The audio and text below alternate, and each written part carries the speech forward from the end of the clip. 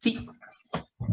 Vale, pues hola a todos, soy Abel Recio. Antes de empezar, comentar breves cosillas de dinámicas de la formación. En cualquier momento vais a poder interrumpirme y hacerme cualquier duda respecto de lo que estamos viendo en todo momento, ¿vale? Simplemente abrid el micro y decid, oye, yo no entiendo esto porque ahora mismo no puedo ver el chat de la llamada, así que no voy a poder atender a preguntas que se hagan por el chat. Dicho esto, vamos a explicar un poco de dónde viene esta formación. Esta formación va de dónde podemos encontrar más típicamente métricas. Una métrica fundamentalmente es el criterio de evaluación para un debate. Entendemos que es algo particularmente útil porque generalmente un debate tiende a durar 56 minutos, los jueces tienen unos 15 minutos para deliberar y conviene muchísimo decirle al juez, oye, mira, por aquí van los tiros, ¿vale? Esto es en lo que te tienes que fijar. Entonces, es algo que en principio nos beneficia utilizar en los debates.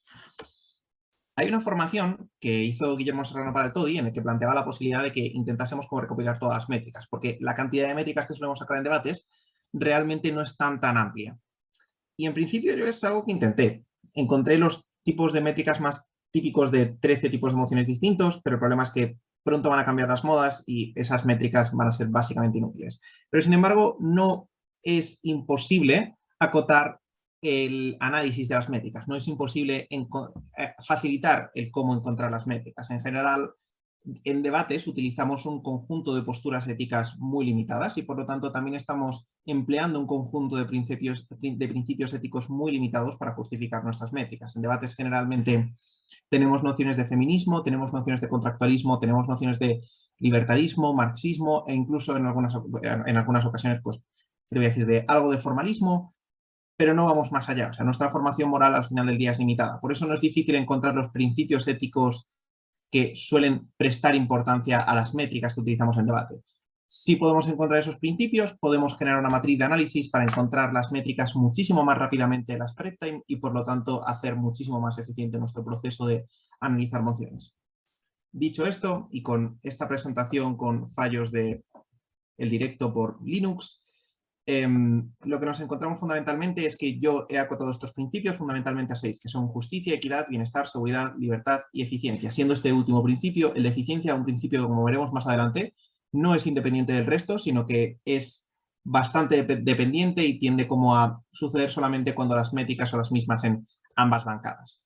Pero en general, los 5 principios que vienen antes del de eficiencia son los que nos permitirán hacernos una serie de preguntas en la prep-time que nos ayudarán a encontrar las métricas muchísimo más fácilmente. Entonces, dicho esto, vamos a empezar con el primer principio, que sería el principio de justicia. La palabra clave con el principio de justicia razonablemente es la vulneración. Entendemos que se está produciendo una vulneración de derechos en el status quo y precisamente por eso entendemos que se está produciendo una injusticia. En general entendemos en debate justicia, derechos que nos corresponden en mayor o menor medida. Tenemos que entender, y esto es muy importante, que el principio rector de la justicia siempre va a ser el principio de igualdad. Es decir, en casos iguales, soluciones iguales. Y esto va a ser algo muy importante y con lo que nos tenemos que quedar para más adelante. Generalmente, muchos debates sobre la justicia van a versar sobre alguno de los derechos que vamos a encontrar dentro de estas categorías. Encontramos en primer lugar los derechos negativos. ¿Qué son los derechos negativos? Los derechos negativos son aquellos que yo no necesito que se me garanticen para que realmente pueda tenerlos. Por ejemplo, el derecho a la integridad física es un derecho negativo porque no necesito que exista el Estado para garantizarlo en alguna medida, sino que yo he nacido con el derecho a la integridad física. Lo único que necesito es que la gente no vulnere ese derecho.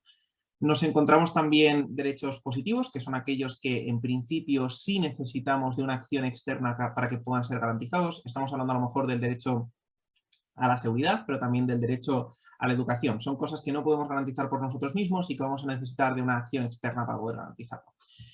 Nos encontramos también los derechos individuales, en este caso pues nos encontramos por ejemplo el derecho a la propiedad, es decir, derechos que corresponden exclusivamente a una persona, y contra estos nos encontramos los derechos comunes, es decir, los derechos que pertenecen a un colectivo muy amplio de población. En este caso pues podríamos hablar por ejemplo del derecho a la autodeterminación de los pueblos. En general, no tiene especial sentido profundizar mucho más en esto porque los principios de justicia son muy heterogéneos, pero tampoco son tan extensos, entonces vamos a encontrar generalmente en los debates un conjunto limitado de principios éticos que solemos sacar. Generalmente hablamos de deberes de reparación, generalmente hablamos de principios de responsabilidad, principio de representatividad, el principio de pues, las condiciones para la guerra justa, el principio de proporcionalidad, la legítima defensa, el contrato social, el derecho a la información, etcétera, etcétera. Lo único que importa es que cuando encontremos estos principios seamos conscientes de en cuál de estas categorías está cayendo para que sepamos analizarlos de forma mucho más precisa, ¿no? Al final del día entendemos que la legítima defensa es un derecho negativo, porque en principio no necesito que alguien me lo garantice, pero a lo mejor el derecho a la información es un derecho positivo y sí necesito de alguien que me lo garantice. Eso nos puede ayudar un poco a analizar cómo funcionaría esto. Las métricas que nos vamos a encontrar en el principio de justicia son como de las más simplitas, que mundo hay más reparación y que mundo hay responsabilidad, por eso no vamos a pararnos mucho más en ellas y voy a hacer más análisis en el siguiente punto, que es la equidad. Aquí sí vamos a encontrarnos análisis que son un análisis tal vez un poco más extenso. Creo que la palabra clave con el principio de equidad es la excepción.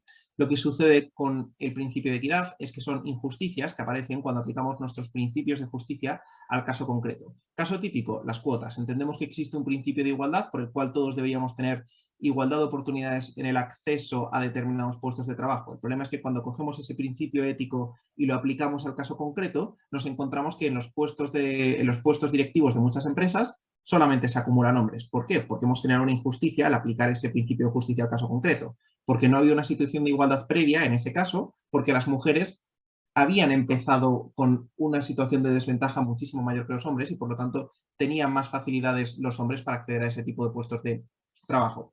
En general, lo que vamos a hacer con el principio de equidad es coger el principio rector del principio de justicia, que es el principio de igualdad, y demostrar que ha habido una desigualdad que no hemos tenido en cuenta en el status quo y por lo tanto hay que cambiar el modo en el que estamos aplicando un determinado principio de justicia. Si no entendéis todavía qué es el principio de equidad, pues pensad, por ejemplo, en cuando tenéis que entregarle un trabajo a un profesor y todos tienen que entregarlo el día 11 de marzo a una determinada hora, pero tú vas al profesor y le dices, oye, mira, es que yo no puedo entregarlo ese día porque estoy enfermo, porque he tenido que estar trabajando, etcétera, etcétera, y necesito un par de días más. Lo que estás haciendo ahí es apelar al principio de equidad, pedirle al profesor que tenga en cuenta que ha habido una desigualdad que no se ha contemplado al aplicar ese principio de justicia y por lo tanto se está generando una injusticia con tu caso particular. Dicho esto, vamos a ver cuáles son los lugares comunes donde encontraremos diferentes métricas respecto a la equidad. Los lugares comunes van a aglutinarse en 3 sitios distintos, que son los destinatarios, los objetos y el proceso de reparto. Dicho de otro modo, ¿a quién está afectando un proceso de reparto de derechos o de objetos? ¿Qué objetos o derechos estamos repartiendo? ¿Y cómo estamos haciendo ese reparto? Vamos a ver cada uno de los puntos de forma más desambiguada. Dentro de lo que serían los destinatarios, un ejemplo básico de equidad suele ser la membresía. Por ejemplo, entendemos que existe un principio de justicia general, que es que nosotros tenemos que beneficiar a los nuestros. El problema, y con lo que se generan injusticias en el caso concreto, es a quién estamos considerando los nuestros, quién pertenece realmente a nuestra comunidad. Por ejemplo, el contrato social. Entendemos que puede haber una obligación por el contrato social de beneficiar a las personas que pertenecen a un determinado territorio por parte de un Estado, pero también podríamos preguntarnos por qué estamos admitiendo esa división arbitraria entre personas que son miembros de nuestra comunidad y por qué no podemos tener en cuenta a personas que van a ser afectadas por nuestras decisiones en el tercer mundo. Porque esos no pueden ser miembros de nuestra comunidad teniendo en cuenta que van a recibir tantos perjuicios como el que más. O, por ejemplo, también el derecho a voto y a los presos. Esta moción pues, ha salido alguna vez. La de esta casa le quitaría el derecho a voto a los presos. Pues lo que se está debatiendo ahí es si consideramos que los presos son miembros de nuestra comunidad política o por el contrario no son miembros de nuestra comunidad política. O también pues el derecho a voto de las mujeres en ciertos países, si las mujeres son miembros de la comunidad política o no lo son. Si cuando hemos establecido los miembros de esa comunidad política hemos creado una injusticia porque hemos excluido a las mujeres. El siguiente lugar común que nos encontraríamos son los méritos. Entendemos que hay un principio de justicia que es que debemos dar más al que más méritos tiene. El problema, y con lo que entraría el principio de equidad, es que siempre suele haber problemas a la hora de reunir los méritos. Entendamos como no somos personas que viven como aisladas en pequeñas islas o en bloques estancos y sociales, sino que somos personas interconectadas entre nosotras y todos mis méritos y todo lo que yo he hecho depende de toda una comunidad y de toda una sociedad que ha habido detrás y que ha proporcionado una serie de condiciones para que yo esté ahí.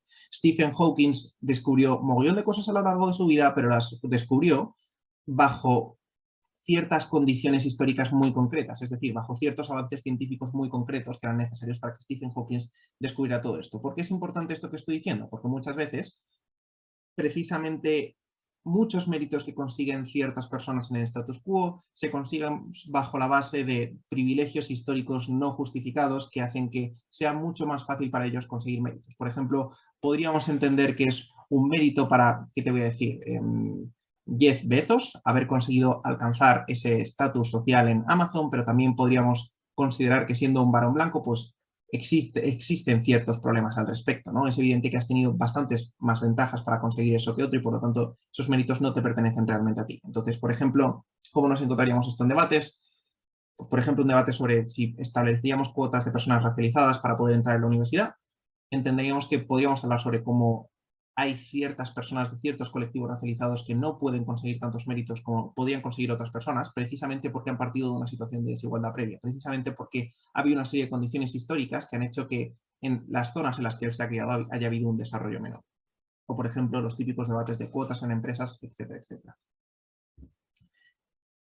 Siguiente lugar común que nos vamos a encontrar, el rango. Entendemos que en principio es justo que a las personas de más rango las demos más que a las personas de menos rango, ¿no? Porque entendemos que tienen una posición de responsabilidad mayor, que están haciendo un esfuerzo mucho mayor y que por lo tanto merecen una recompensa mayor. Entendemos que generalmente las divisiones jerárquicas se dividen en dos, divisiones verticales, es decir, yo por encima de ti o tú por encima de mí, y divisiones horizontales, es decir, yo al lado de ti, tú al lado de mí y hay igualdad. Entonces aplicaríamos las mismas soluciones en las divisiones horizontales, pero no en las divisiones verticales.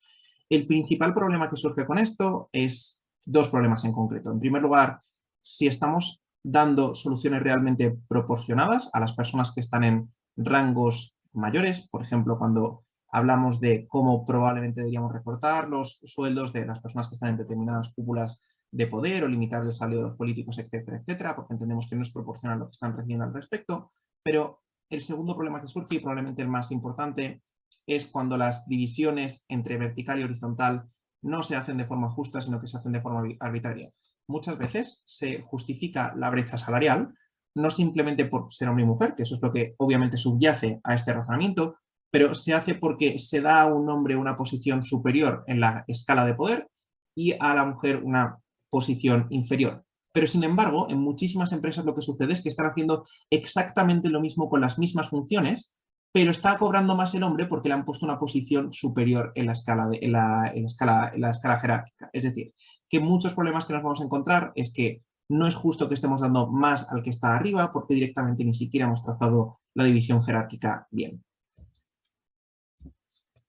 Siguiente problema que nos encontraríamos, los grupos sociales. Entendemos que es justo que determinados grupos sociales tengan privilegios que son exclusivos de ellos. Entendemos que es justo que las personas ancianas tengan unos ciertos privilegios a la hora de ser protegidos. Entendemos que los veteranos de guerra pues, pueden tener acceso a ciertas prestaciones, etcétera, etcétera. El principal problema, y con lo que introduciríamos el principio de equidad, es que muchas veces esos privilegios no son establecidos de forma justa. Y creo que el ejemplo pues, nos viene a todos inmediatamente a la cabeza, ¿no?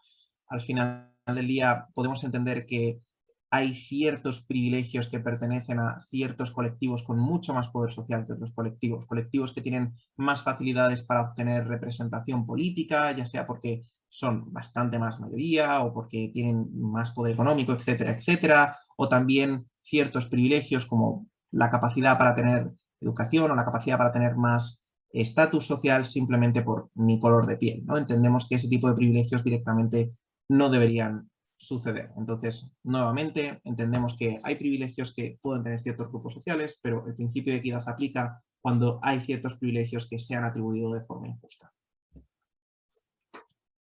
Nos encontramos ahora en lo que sería el siguiente grupo homogéneo de lugares comunes donde podemos encontrar métricas, los objetos. Dentro de los objetos, uno de los principales problemas que nos vamos a encontrar siempre es el tema de la cantidad, ¿no? Es decir, uno de los principios de justicia más básicos y más tautológicos es si tenemos una cantidad limitada de objetos y todas las personas son libres iguales en derechos y dignidad, en principio deberíamos repartir lo mismo para todos. ¿Cuál es el problema de esto? Pues, por ejemplo, el problema es el voto. En principio, todos tenemos derecho a un voto por persona, pero esto puede generar desigualdades cuando aplicas este principio de justicia al caso concreto, porque existen ciertas minorías que necesitan el voto más que nadie, pero sin embargo les estamos haciendo que cuenten lo mismo que determinadas mayorías. Les estamos quitando su derecho a la representatividad por aplicar mal un principio de justicia. Nos encontramos ahora con la siguiente, que sería el valor. Entendemos que el valor muchas veces depende del valor material de la cosa, en el sentido de el conjunto de bienes del que estamos hablando multiplicado por su valor. Tipo, pues un edificio vale lo que valen sus sillas, sus paredes y lo que valga el terreno, etcétera, etcétera. Pero también entendemos que el valor depende de las relaciones que se están generando en concreto y en ese momento exacto dentro de, digamos, ese edificio o de donde sea, ¿no? Por ejemplo, entendemos que el valor de una universidad no es el conjunto de sus sillas, sino que es la capacidad que tienen los profesores de establecer relaciones con sus alumnos, en concreto relaciones de calidad enseñándoles bien, pero también la calidad de los alumnos egresados de esa universidad, la capacidad de inserción social que han tenido, ¿no? ¿Dónde nos vamos a encontrar esto? Pues muchas veces nos vamos a encontrar que la injusticia que estamos cometiendo se produce directamente cuando no hemos tenido en cuenta cómo están valorando los sujetos, las cosas que estamos ofreciendo, ¿no? Muchas veces, por ejemplo, imponemos penas a los asesinos de X años, pero no tenemos en cuenta que a lo mejor una de las cosas que más están demandando las víctimas es que los asesinos pidan perdón por el daño que les han realizado, porque hace que no parezca contingente e innecesario todo lo que le han hecho a su familia o que todavía se reafirmen en eso y por lo tanto las revictimice.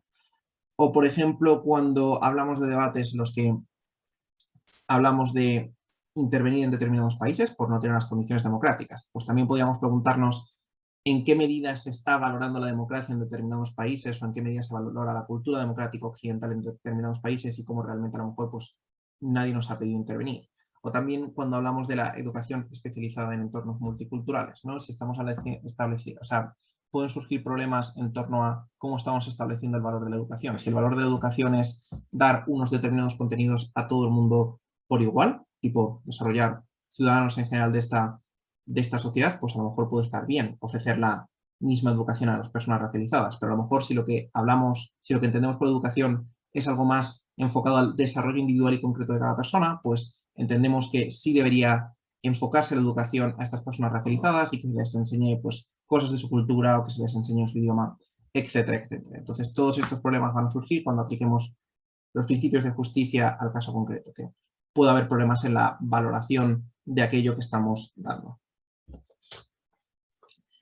Y por último, dentro del principio de equidad, y no menos importante, pues podemos encontrarnos problemas a la hora de repartir derechos porque razonablemente existen muchas formas de hacerlo. Entonces, generalmente podemos encontrar tres formas para repartir derechos. La primera es el voto, es decir, que se haga lo que decía la mayoría. Razonablemente esto genera problemas de equidad para las minorías, que razonablemente no van a tener tanto voto como las mayorías. Podemos establecer el reparto de derechos por competición, es decir, el primero que llegue se lo queda. El problema es que esto razonablemente está favoreciendo a las personas que son más fuertes y por lo tanto, pues las personas más débiles se van a encontrar en una situación de desventaja. Por ejemplo, si vamos a repartir algo como el agua en un mercado completamente competitivo, pues las personas con más ingresos tendrán acceso al agua y si el agua es un recurso muy limitado en ese país, pues habrá que ver qué pasa con las personas más pobres. Y la última forma de repartir derechos es con la lotería. La lotería tiene el problema de que es completamente arbitraria y que puede generar situaciones de injusticia de forma inconsciente, pero es 100% imparcial. Por ejemplo, por lotería se suele decidir quién va al ejército, ¿no? O sea, no se elige por ningún motivo en concreto, sino que se elige así como, taca, tú al ejército. Estos tres modos nos pueden servir para calibrar cómo va a ser nuestro plan de acción en el debate y cómo vamos a repartir los derechos que en principio cabe repartir en esta moción, ¿no? Podemos tener en cuenta las desventajas de cada uno y decir, mira, como estamos aplicando una injusticia muy grande a todo el mundo, para que esta injusticia no se aplique exclusivamente a las clases pobres, podemos ponerlo por lotería. Vale. Dicho esto, vamos a pasar al siguiente punto, el bienestar. ¿Cuál es el problema que tengo con el principio de bienestar y que veo en muchísimos debates? Creo que hay muchos equipos que simplemente salen y dicen la métrica de este debate es el bienestar o dónde están los ciudadanos mejor o la métrica de este debate es la felicidad. Y eso creo que es problemático porque empobrece muchísimo la riqueza que tienen los debates, la capacidad que se pueden generar, los choques que se pueden generar en torno a qué tipo de bienestar es más importante para cada persona. Hay una pirámide que se inventó un señor que personalmente odio muchísimo, que se llama Maslow, que tiene como diferentes niveles, ¿no? La fisiología, la seguridad, la afiliación, el reconocimiento y la autorrealización. Simplemente la pongo de ejemplo para que se vea un poco que el bienestar tiene muchísimas dimensiones y muchísimos niveles, pero ahora vamos a ver los diferentes tipos de bienestar y cómo chocan en diferentes debates para que podamos calibrar muchísimo mejor qué métrica estamos trayendo al debate. Por ejemplo, las necesidades materiales y las necesidades simbólicas. ¿Qué es una necesidad material? Una necesidad material puede ser tanto la integridad física como el derecho a la salud o, en general, tener propiedad o medios económicos. Es decir, todo aquello necesario para que puedas, o sea, todas las condiciones necesarias y materiales para que puedas tener como un cierto bienestar. Sin embargo, no se reduce a eso el bienestar de las personas. Entendemos que también hay necesidades que son simbólicas. Pensemos, por ejemplo, en el pavo de Acción de Gracias, ¿no? Si lo único que primas en ese momento fuesen las necesidades materiales, pues el pavo sería valioso en tanto que nos alimenta. Pero entendemos que no se trata de que nos alimente, entendemos que se trata de la tradición, entendemos que se trata de la reunión familiar, entendemos que se trata del modo de prepararlo y de todos los símbolos y construcciones culturales que se asocian al pavo y que lo hacen precisamente valioso.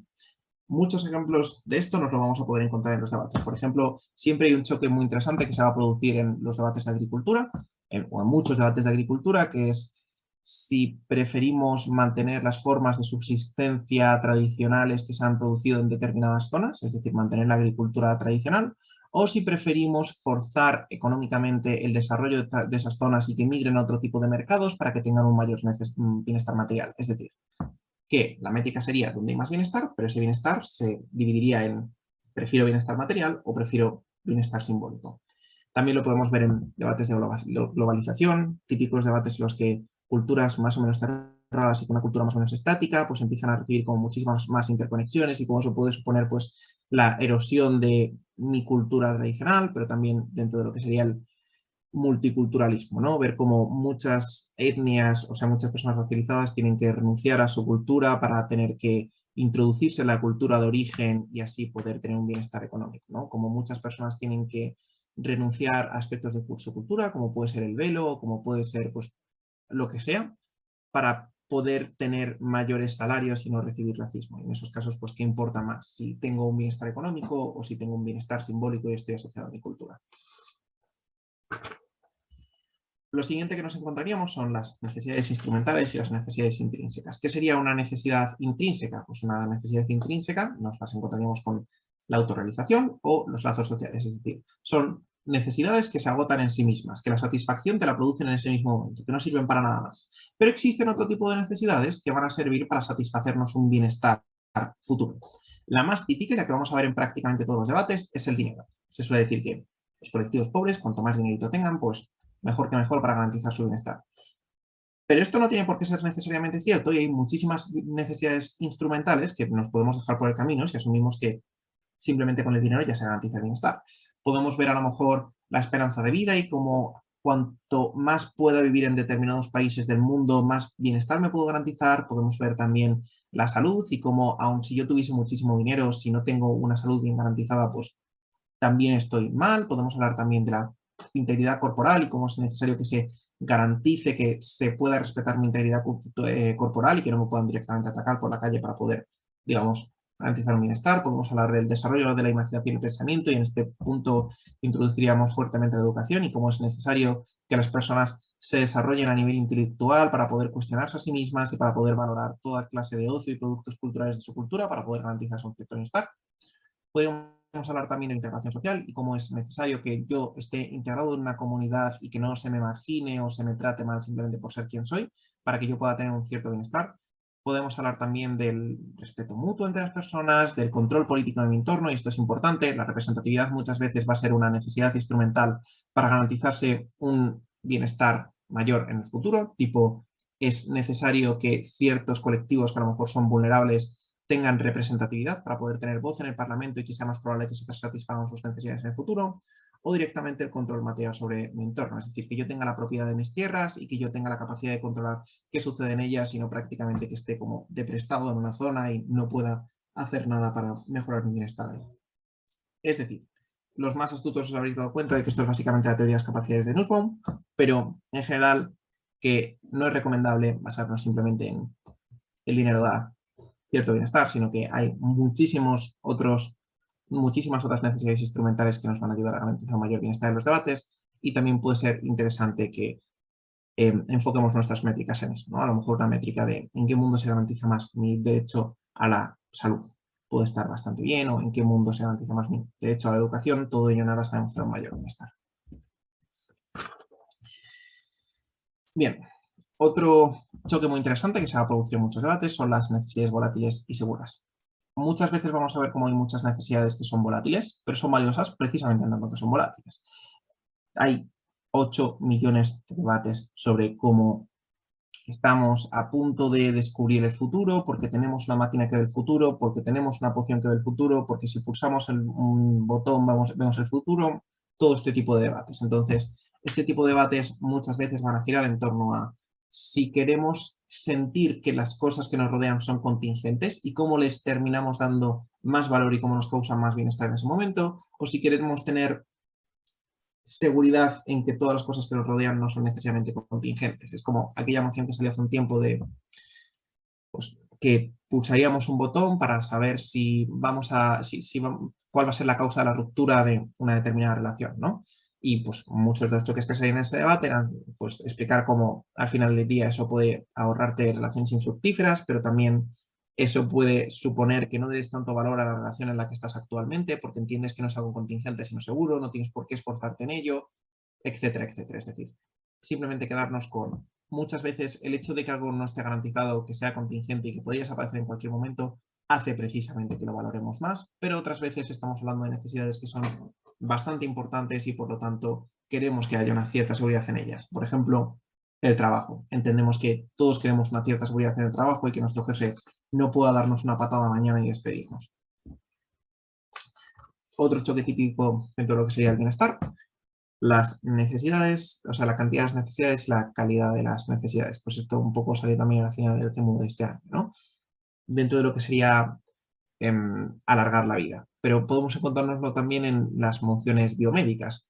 ¿Preferimos alargar la vida de los pacientes, que va a ser una vida a lo mejor un poco más incómoda y un poco más dolorosa para ellos, o preferimos que sus últimos años de vida los tenga con un tratamiento que mitiga sus daños, pero que obviamente no va a permitir que se cure en el largo plazo, ¿no? Entonces, entender simplemente que también hay un choque ahí entre preferimos mucho tiempo con poquito placer o en poco tiempo con mucho placer. Por ejemplo, también aquella moción que salió hace un tiempo de esta casa preferiría un mundo feliz, ¿no? El mundo feliz de Adolf Huxley, si preferíamos vivir ahí o no vivir ahí. Entonces ahí también nos encontramos pues, un debate sobre la calidad de los momentos que nos están produciendo bienestar versus la cantidad de los momentos en los que no estamos tristes, ¿no? Y cómo eso pues, al final del día puede hacernos sentir mejor o peor.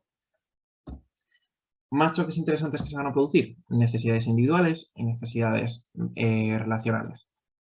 Típicas necesidades relacionales: amistad, amor, dignidad, respeto, honor, solidaridad, sentimiento de pertenencia, etcétera, etcétera. Es decir, necesidades que no podemos garantizarnos a nosotros mismos, sino que vamos a necesitar de pertenecer a una comunidad para que se nos garanticen. Pero también existen ciertas necesidades individuales, como puede ser la privacidad, la autoestima, la autorrealización, etcétera, etcétera. Entonces, muchas veces podemos encontrarnos como aquella moción que salió en, no recuerdo qué CEMUDE, la de preferimos el colectivismo por encima del individualismo, como hay ciertas necesidades que sí se van a garantizar cuando tenemos un enfoque más colectivista, pero que van a perjudicar a ciertas necesidades que tenemos cuando tenemos un enfoque más individualista y viceversa. Y nos encontraríamos también un choque entre necesidades absolutas y relativas, es decir, necesidades que se dan por sí mismas, como por ejemplo puede ser el derecho a la salud, y creo que hasta eso sería debatible, es decir, que no necesito compararme con nadie para saber si estoy bien o mal, sino que estoy saludable, puñetas. Y necesidades relativas, es decir, necesidades que me surgen cuando yo me comparo con otras personas. Yo recuerdo aquella moción que salió hace un tiempo de esta casa lamenta la narrativa de que el dinero da la felicidad. Pues un argumento que puede salir en esta moción es que al final del día muchos colectivos pobres, cuando empiezan a ver cómo esta narrativa se perpetúa en la sociedad y cómo sale en televisión y cómo sale en diferentes medios culturales, pueden empezar a entender que ese es el modo de vida que ellos necesitan, porque eso es lo que verdaderamente da la felicidad, y tienen que compararse con eso, y eso puede suponer una serie de problemas como aspirar a un nivel de vida que no pueden conseguir y que les puede generar como una cierta frustración, o a lo mejor pues endeudarse para garantizar un modo de vida que realmente no pueden conseguir, ¿no? Entonces, al final del día, pues simplemente eso, que existen ciertas necesidades que nos surgen de modo relativo, de modo cuando nos comparamos con otras personas. Por ejemplo, el derecho a la salud es una necesidad absoluta, pero podríamos debatir que es una necesidad relativa, ¿no? Al final del día, hace muchísimos años entendíamos que tener dolores no era algo necesariamente malo, sino que podías vivir con ello, y hoy en día ha llegado un punto en el que la salud, o sea, la medicina ha avanzado tantísimo y se nos ha vendido un nivel de bienestar tan alto que no podemos ni siquiera tolerar dolores minúsculos en nuestro cuerpo, no podemos tolerar tener los dientes torcidos, no podemos tolerar, ¿qué te voy a decir? Pues otro tipo de cosas de nuestro cuerpo, aunque en principio pues no tienen un impacto tan claro en nuestra calidad de vida. Y por último, pero no menos importante, las necesidades colectivas individuales. Típico choque que va a salir en emociones de bienestar o de felicidad, la felicidad del individuo o la felicidad del colectivo. ¿En qué mundo está mejor la sociedad? ¿En qué mundo está mejor el individuo?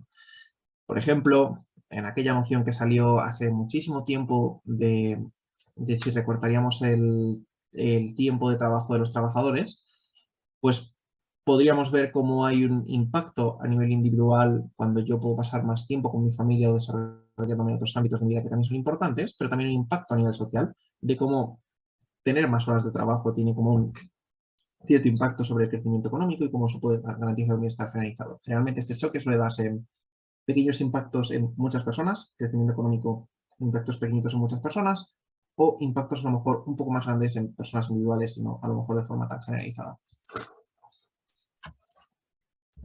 Vale, vamos a ver ahora lo que sería el principio de seguridad y qué métricas nos vamos a encontrar dentro de esto.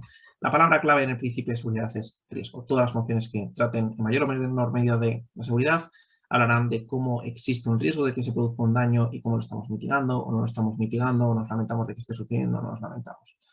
Entonces, pues es eso, un riesgo de que se produzca una vulneración de derechos. Por ejemplo, asumiendo que es factible medir la rehabilitación, esta se liberaría a los presos, basándose únicamente en su nivel de rehabilitación en lugar de imponer penas de prisión establecidas. De lo que se está debatiendo aquí es, mira, existen riesgos sociales que se pueden cometer con los delitos.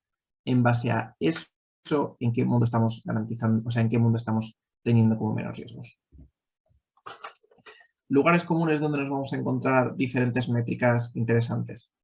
En la prevención, en la lesividad, en la retribución, en la protección, en la reinserción y en el control del backlash. Vamos a ver cada uno de ellos de forma más individualizada. La prevención. Hablaremos de prevención generalmente cuando en el principio de seguridad queramos que se evite un daño. Por ejemplo, la no repetición de conflictos en las sociedades post-conflicto, es decir, estudiar las condiciones estructurales que han llevado a que se produzca un conflicto en una determinada sociedad e intentar que esas condiciones no se repitan a futuro. Ahí volvemos a estar en prevención de daños. Podemos hablar también de la disuasión de las penas. Por ejemplo, cuando ponemos una pena de X años por robar, pues también le estamos mandando un mensaje al criminal de hey, no robes porque te va a caer pupita, o con los casos ejemplares. Pero también la prevención de daños puede aplicar en ámbitos un poco más alejados de estos, como puede ser el principio de precaución. El principio de precaución es un principio de la bioética que nos dice fundamentalmente que cuando exista la posibilidad de generar daños irreparables, tenemos que aguantar el tiempo que sea necesario con las investigaciones hasta que tengamos certeza absoluta de que nos van a producir daños. Es decir, aguantar hasta que tengamos suficiente información para decidir si puede haber un daño o no. Por ejemplo, cuando hablamos de liberar medicamentos que son experimentales en la población, porque a lo mejor pues, puede haber un daño mucho mayor si no se liberan estos medicamentos experimentales. A lo mejor el COVID no es el mejor ejemplo porque no, es como si la vacuna hubiese surgido de mezclar agua de bate y escupitajos, pero puede haber enfermedades en las que a lo mejor sí es necesario aplicar tratamientos experimentales. Pues en esos casos podemos plantearnos si preferimos esperar a ver si esa vacuna va a producir efectos secundarios o no, o si preferimos darla directamente para garantizar más el derecho a la seguridad de a la salud de esa persona. Hablemos ahora de la lesividad. Muchas veces no vamos a poder evitar que se produzca un daño. Muchas veces no vamos a poder disuadir de que se produzca un determinado daño en la sociedad. Una vez que se ha producido ese daño, a lo mejor sí podemos tener control de en qué mundo ese daño está siendo menos lesivo, es decir, de minimizar daños. Por ejemplo, las cárceles. Ok, ya se ha producido el asesinato, pero podemos preguntarnos si las cárceles están minimizando o aumentando el daño. Al final del día, muchas cárceles no reinsertan precisamente porque tienen ciertas dinámicas dentro de la cárcel que hacen que se transmitan narrativas, que hacen que se transmitan rencor hacia la sociedad o que te tienen aislado durante muchísimo tiempo y hace que pierdas tus lazos sociales. Y no solamente no estás consiguiendo que esa persona no se reinserte luego cuando vuelva a su barrio del Bronx, y que por lo tanto pueda volver a cometer crímenes, sino que además puedes estar aumentando innecesariamente el daño que le estás haciendo a la persona que cometió ese delito cuando esa medida no está ayudando en ningún sentido a que la sociedad termine estando más protegida.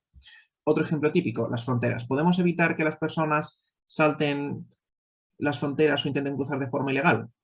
Lo más probable es que no, pero tal vez poner un muro en México y reforzar la vigilancia teniendo en cuenta que la gente como que sigue teniendo esta necesidad de respetar su dignidad humana no sea la medida más efectiva porque lo único que estás haciendo es multiplicar los daños.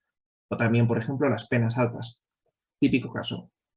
Si tú pones una pena para el robo con armas, pues en principio el criminal va a robar con armas, pero poco más. Pero si tú pones una pena tan alta, tipo como la pena de muerte para robo con armas, pues a lo mejor el criminal no solamente va a robar con un arma en una tienda, sino que va a cargarse a la persona que está atracando, va a cargarse a los testigos y va a hacer básicamente lo que le dé la gana, porque como su pena no puede aumentar realmente más, como en cualquier caso el castigo va a ser el mismo, pues todavía está le renta intentar eliminar testigos. Entonces, nuevamente, no podemos evitar que se produzca el robo, pero sí podemos evitar que se produzca de una forma menos lesiva de lo que se podría producir.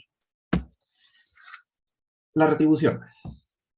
Entendemos por retribución generalmente pues castigar a las personas que han producido un determinado daño para poder reparar a las víctimas directas de ese daño. Típico caso de castigar a los culpables cuando se ha cometido un determinado delito porque ayuda a superar el duelo de las familias que han perdido a un familiar. También puede garantizarse a través de apoyo psicológico a personas que han recibido determinados daños o, por ejemplo, no revictimizando a las víctimas cuando se han producido determinados casos de criminalidad, etcétera, etcétera. Es decir, por ejemplo, cuando decidimos liberar a una persona que ha violado a una chica, pues probablemente estamos revictimizando a sus padres porque van a volver a pasar por el duelo y van a volver a estar en el debate público y van a pasarlo bastante mal al respecto.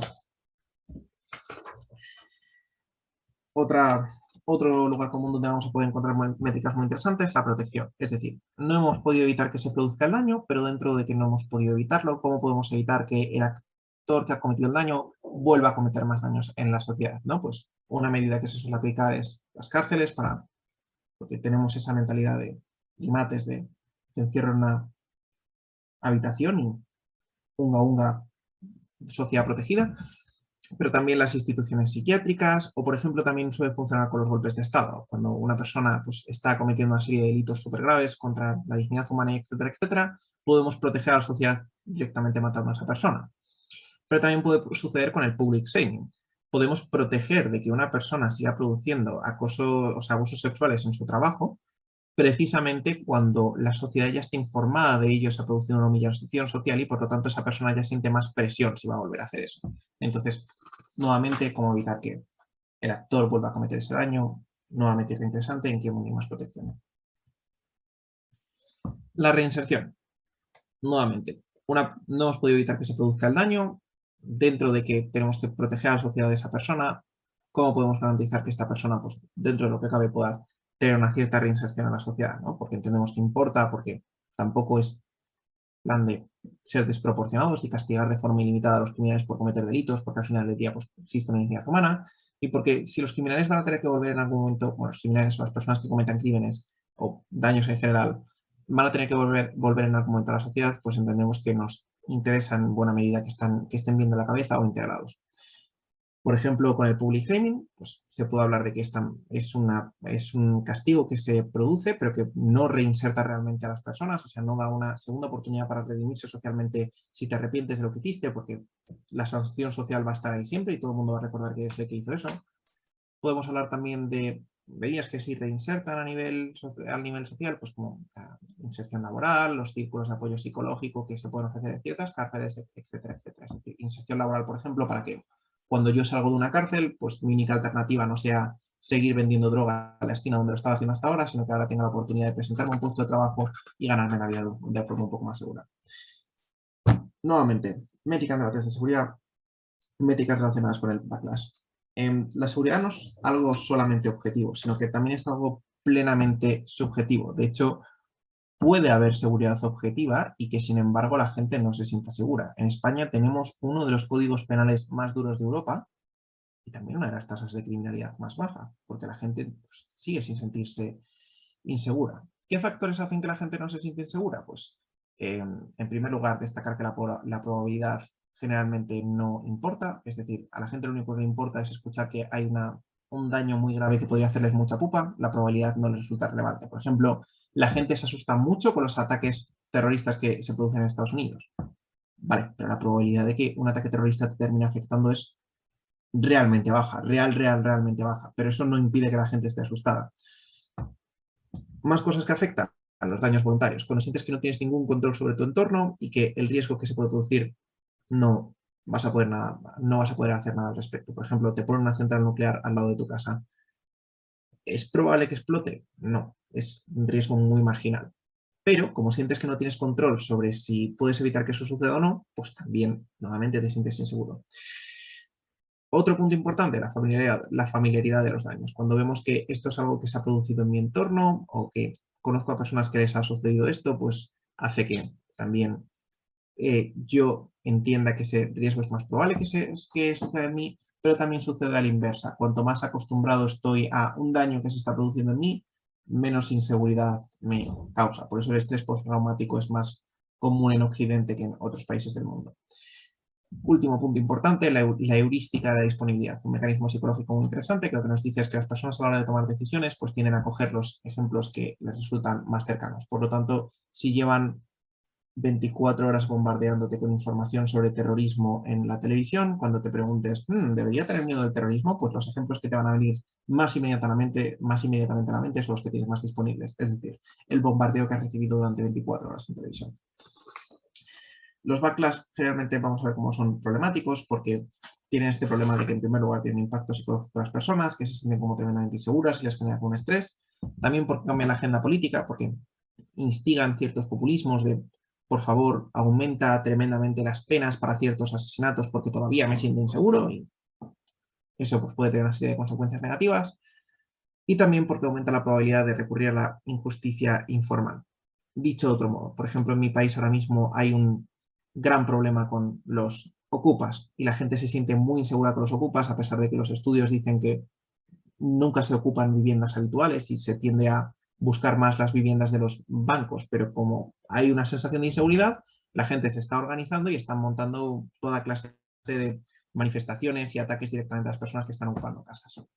Ejemplos típicos de problemas de backlash en el principio de seguridad, terrorismo y medios de comunicación, como los medios de comunicación bombardean excesivamente con temas de terrorismo, pero también, por ejemplo, con el COVID. Pensemos, por ejemplo, en qué sucede cuando no controlamos el backlash de que la gente se siente como insegura respecto del COVID. Pues que de repente los supermercados se vacían porque la gente siente miedo y tiene que comprarlo todo, a pesar de que en principio pues tampoco nada apunta, o por lo menos en mi país, a que fuésemos a quedarnos todos sin comida. O, por ejemplo, los desplomes bursátiles, que aunque no hubiese un riesgo tan grande de que fuese a producirse algo malo, la gente automáticamente siente que sus inversiones son seguras en bolsa, así que lo sacan todo y ¡pum! La bolsa se convirtió en chocapito. Principio de libertad, palabra clave, legitimidad. Es decir, obrar con legitimidad y que nadie puede interferir en mis acciones. Dos preguntas fundamentales, dos condiciones que tenemos que cumplir siempre para que podamos sacar una ética relacionada con la libertad. Si existe un daño y si existe un vicio a la voluntad. Pregunta, si existe un daño. Hay diversos daños que van a ser relevantes y que tendremos que preguntarnos si existen o no en esta moción para hablar de libertad. Por ejemplo, daños físicos que se me producen, también daños materiales o económicos, se está vulnerando mi propiedad, me están robando el sueldo, etcétera, etcétera, o soy pobre por tu culpa, etcétera, etcétera. Daños psíquicos, es decir, problemas emocionales derivados de que se produzca algo en el status quo, daños simbólicos, especialmente importante con la libertad religiosa y todos estos temas, es decir, a lo mejor mi libertad de expresión no es tan relevante si lo que estoy haciendo es hacer caricaturas de Mahoma, que pueden ofender a ciertos colectivos.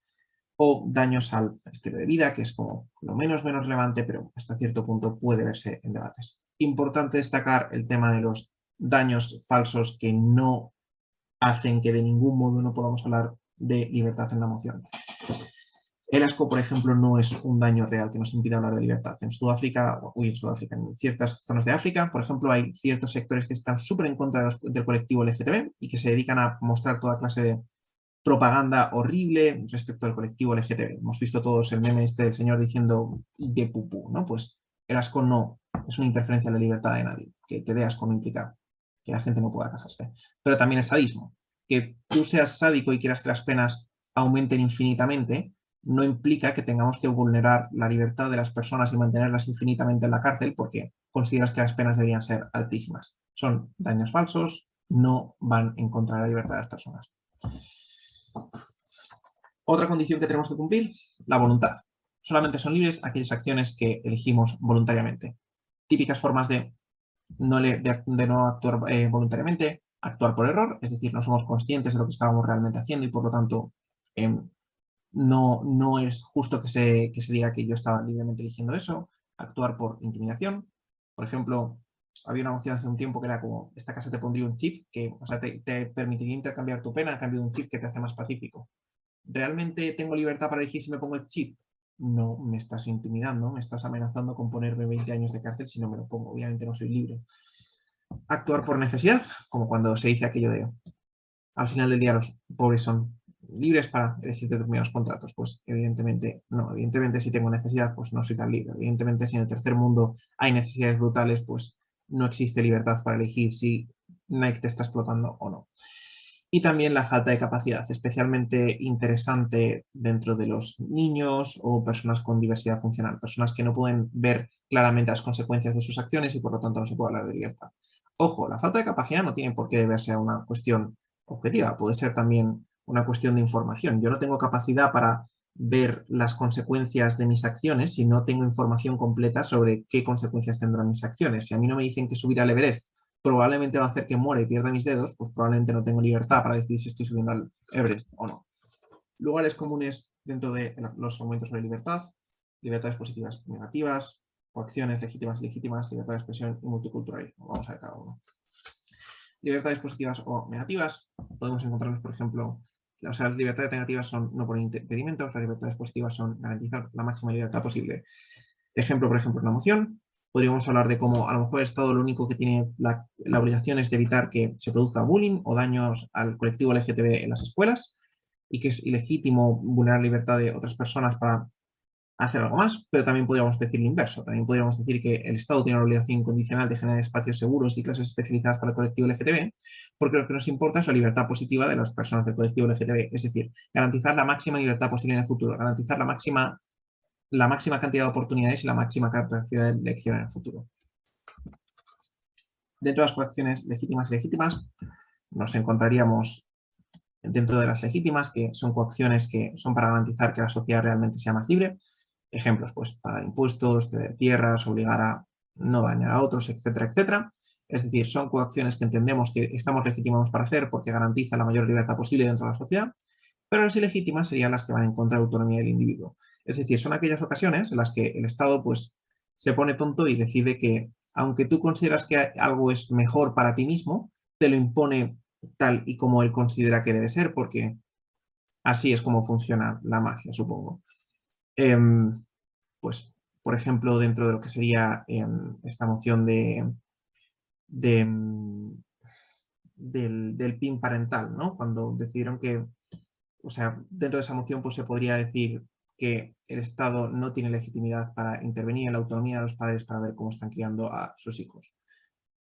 ¿Siempre puede decirse que el Estado no puede interferir en la autonomía del individuo para decidir sobre sí mismo? No, existen límites. El límite es la libertad futura. El límite es que nunca se puede tolerar ninguna acción que haga que tú no seas completamente libre en el futuro. El ejemplo que ponía John Stuart Mill en su momento era que no tienes derecho a venderte como esclavo porque implica renunciar a la libertad en sí mismo y la libertad es un bien protegible, pero hay muchos ejemplos más en el status quo.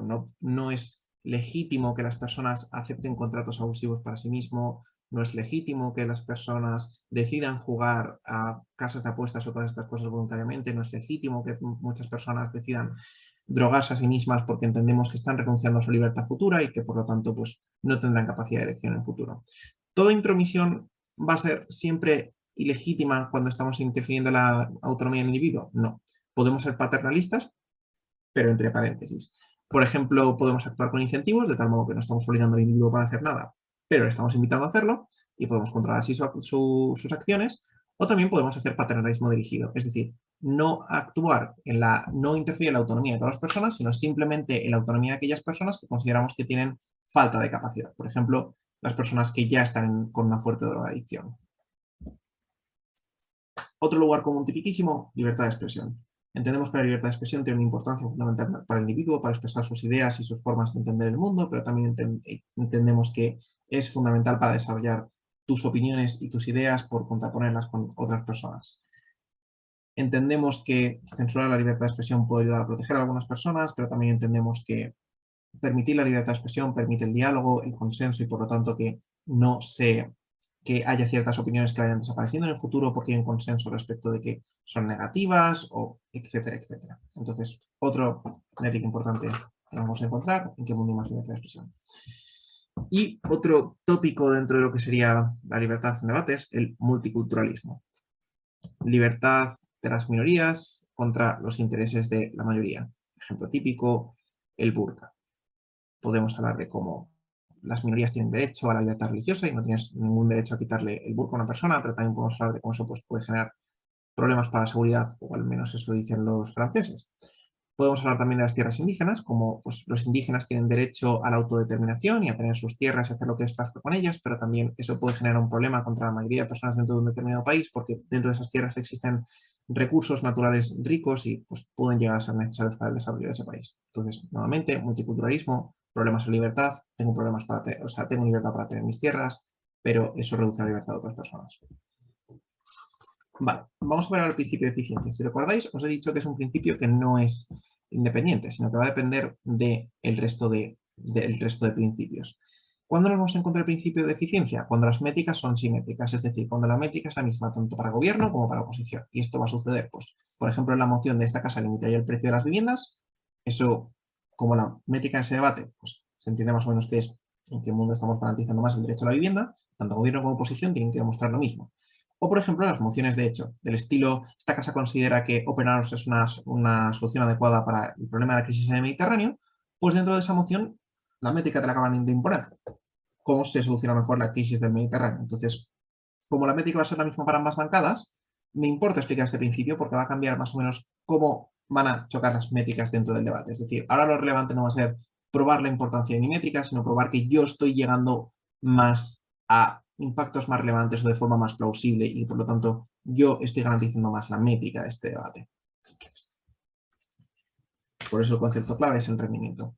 Podemos hacernos preguntas interesantes como ¿por qué los actores se ven más beneficiados en el mundo? ¿O por qué los costes superan, o sea, los beneficios superan los costes en el mundo? ¿Por qué el coste de oportunidad es mejor en el mundo? Etcétera, etcétera. Es decir, porque estamos consiguiendo más y a menor coste y de forma más plausible, pero como la casuística es enorme y garantizar de forma más eficiente una métrica, pues va a ser muy distinto los debates. Me interesa verlo en los debates que generalmente tienen métricas más simétricas, es decir, debates en los que la métrica va a ser la misma para ambas bancadas, que generalmente son las mociones de economía, que suelen ir sobre cómo debemos intervenir en el mercado con una determinada medida o bien debemos dejar que el mercado se regule por su cuenta o tenemos una contramedida que es menos lesiva y todo ello para garantizar o bien un mayor bienestar económico o bien una mayor seguridad económica o bien para garantizar ciertos derechos. Vamos a ver ciertos lugares comunes que nos van a permitir debatir sobre la eficiencia en este tipo de debates.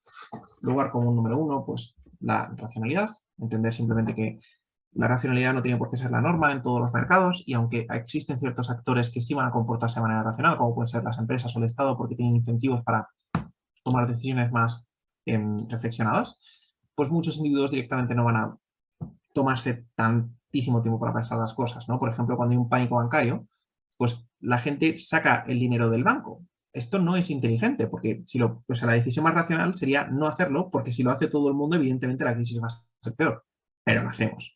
O, por ejemplo, comprar todas las cosas en el supermercado cuando se avecina un tornado. Esto no es inteligente. Lo inteligente sería gestionar los recursos para que no llegues tu vecino y te vacíe el supermercado. Pero aún así decidimos ir al supermercado y llevarnos todo.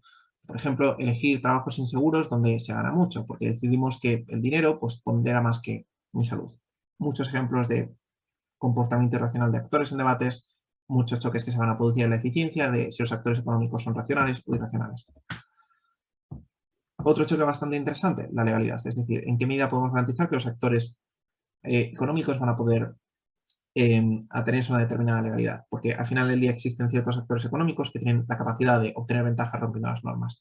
Ejemplos tipiquísimos, monopolios, oligopolios, asimetrías de poder en determinados contextos de trabajo, donde aunque tengas un sindicato, estás básicamente en pelotas contra tu empresa, etcétera, etcétera. Es decir, si podemos garantizar que las empresas se atengan a unas determinadas normas para que el mercado funcione bien, o si las empresas son lo bastante poderosas para saltarse siempre esas normas. Vale. Lo siguiente que nos vamos a encontrar es la información. Entendemos que pues, el mercado funciona siempre por señales, pero no siempre porque tienen por qué darse esas señales. Ejemplo, la intervención estatal. Cuando intervenimos un mercado e imponemos un precio, perdemos la capacidad de ver señales que nos está dando el mercado para saber si hay una necesidad o no. Por eso se formaban tantas colas en la Unión Soviética, porque si impones el precio de los zapatos, no sabes dónde hacen falta los zapatos. En un mercado normal, pues si aumenta el precio de los zapatos, las empresas dicen, oh, vaya, debe haber escasez de zapatos porque la gente está dispuesta a comprar más, o sea, a pagar más por los zapatos existentes. Y empiezan a entrar en ese mercado y empiezan a aumentar los zapatos, competitividad, bajada de precios, etcétera, etcétera. No sucede eso en mercados intervenidos porque hemos perdido las señales, no sabemos cuándo aumentan los precios, que es la necesidad básica de las necesidades, y por lo tanto nos hemos quedado sin información.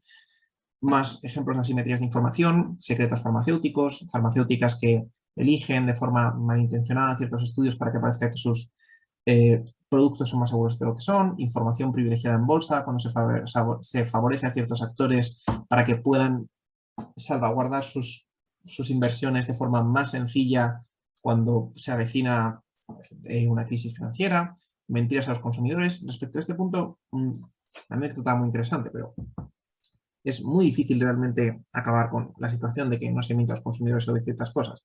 El tabaco es un ejemplo de ello. Cuando se obligó a las tabacaleras a informar sobre los riesgos de sus productos, las tabacaleras decidieron sacar tabaco con niveles bajos en nicotina.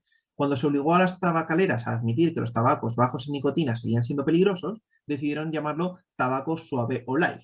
Y con ese nombre daba la falsa sensación al público de que estaban más seguros. Cuando prohibieron el uso del término ligero los cigarrillos, porque daba una falsa sensación de seguridad, empezaron a teñir las cajas con colores claros que los clientes ya asociaban al tabaco ligero y por lo tanto las ventas se mantuvieron igualmente. ¿Qué es lo que quiero decir con esto? Que es muy difícil regular que las empresas no cometan determinadas faltas de información porque siempre se encuentra la forma de evadir este tipo de situaciones. Otro lugar común, la voluntariedad. Típico de el mercado funciona con decisiones libres y voluntarias y no estarás tan mal si has elegido tú mismo estar en la posición económica en la que estás. Esto no tiene por qué ser siempre así. Muchas veces estamos en dictaduras donde se nos está obligando a hacer algo. Muchas veces estamos en una situación de pobreza y no podemos elegir el estar así o no estar así. Muchas veces hay asimetrías de poder que me presionan a tener una determinada posición económica y yo no tengo libertad de elección, pues, etcétera, etcétera. Otro lugar común, externalidades. El problema clásico del tercero implicado. Dos personas van a hacer una transacción económica que en principio les beneficia entre ellos, pero el problema es que hay un tercero implicado que le va a perjudicar, pero que no tiene ninguna decisión ni ningún poder de decisión dentro de esto. Por ejemplo, yo decido vender una serie de activos que soy consciente de que son súper riesgosos a una persona, ambos estamos de acuerdo en que eso nos va a beneficiar en el corto plazo y en algún momento va a explotar la burbuja inmobiliaria y va a haber pues, un desplome del precio de las hipotecas, pero eso no me afecta a mí. O, por ejemplo, yo hago un trato con una determinada empresa que va a suponer que tengamos que vertir pues, productos tóxicos a un río. El perjudicado no soy yo. Yo voy a seguir ganando el dinero. Pues otro punto importante, en qué mundo estamos como reduciendo más este tipo de externalidades, etcétera, etcétera. También lugares comunes, los bienes públicos. Entendemos que son bienes que no son garantizables por la libre competencia, porque muchas veces no son rentables. Por ejemplo, la red eléctrica es muy difícil que la garantice el mercado privado porque es una inversión enorme pagar toda la cantidad de infraestructura necesaria para poder poner electricidad en todo el país. Es muy difícil garantizarlo en general. O, por ejemplo, pues el metro también suele ser un ejemplo típico que no es rentable a nivel individual el metro tal como se está pagando actualmente, y si hubiese que subir los precios, pues habría personas que no pueden acceder a él. Pero también no son garantizables porque los mercados son divisivos. Entendemos que el mercado puede garantizar camisetas o zapatos y eso no es un problema. No es un problema que los ricos puedan pagar más zapatos o más camisetas, pero como el mercado tiende a premiar al que tiene más fuerza o más dinero, porque hay una cierta competitividad, esto puede llegar a resultar problemático para ciertas cosas que son como para garantizar derechos fundamentales, ¿no? No es, o sea, no nos importa que los ricos vistan mejor, pero igual sí nos importa que los ricos tengan mejor educación, mejor sanidad o mejor seguridad. Por eso entendemos que el Estado debe garantizar a cualquier costa que todo el mundo tenga acceso a ello y que no depende de tu condición económica. Vale, pues dicho esto, esto sería el esquema de cómo quedaría esta matriz de análisis que nos permitiría encontrar pues, las métricas más fácilmente, ¿no? Estaríamos frente a una moción y decimos, oye, pues podemos hablar de libertad, ¿se cumplen las condiciones? Sí, vale. Lugares comunes, pues a lo mejor hay una coacción ilegítima, a lo mejor este debate va de libertad de expresión, a lo mejor este debate va sobre la libertad de las minorías étnicas, o por ejemplo, dentro de ¿qué le voy a decir? Bienestar. A lo mejor este debate va sobre las necesidades simbólicas de ciertos colectivos indígenas, etcétera, etcétera. Evidentemente, lo único por lo que yo doy un duro es por los principios en sí y razonablemente todo lo que viene después, la existencia de daños, vicios de voluntariedad, democracia, etcétera, etcétera, son ejemplos o especificaciones. No pretendo ser exhaustivo, evidentemente pues habrá más cosas que se pueden sacar dentro de cada cosita, pero lo importante es saber qué preguntas hacernos en la pre-team para ser más eficientes. Por ejemplo, dentro de la moción escasa la mente el uso de páginas médicas, pues nos preguntamos, dentro del principio de bienestar, ¿hay algo que podemos sacar en esta moción? Sí, podríamos hablar de cómo los pacientes pueden buscar en las páginas médicas tratamientos alternativos que sus médicos no les hayan contado, o pueden encontrar comunidades de apoyo que cuenten sus experiencias individuales con ciertas enfermedades que son particularmente dolorosas, que podemos hablar de que sí es comparativo desde el momento en el que pues, el hecho de que sea una página médica incentiva que venga más personas y que la comunidad sea más amplia versus comunidades que en principio no tienen por qué encontrarse en Internet. Y en ese momento, pues diríamos, vale, pues como si hay ciertos argumentos que versan sobre el bienestar de este debate, pues podemos sacar una métrica que es en qué mundo está mejor el paciente. Pero también podemos sacar otra métrica que es, vale, dentro de este debate podríamos hablar de que hay un riesgo de que se produzca un daño. Sí, podríamos hablar de que hay información falsa para ciertos pacientes que les puede hacer daño, tipo pues los tratamientos que son falsos. Podemos hablar del efecto placebo y de cómo los pacientes se sugestionan cuando ven casos graves en Internet y esto afecta a su capacidad de curarse. Podemos hablar de cómo puede generarse desconfianza en los doctores porque los pacientes tienen información que no saben cómo gestionar y por lo tanto no entienden por qué el doctor no les está diciendo lo mismo que hay en Internet y desconfían de él. Y por lo tanto, como vemos que se puede hablar de riesgo de daños en esta moción, segunda métrica, ¿en qué mundo recibe menos daños el paciente? ¿Podemos hablar de libertad en esta moción?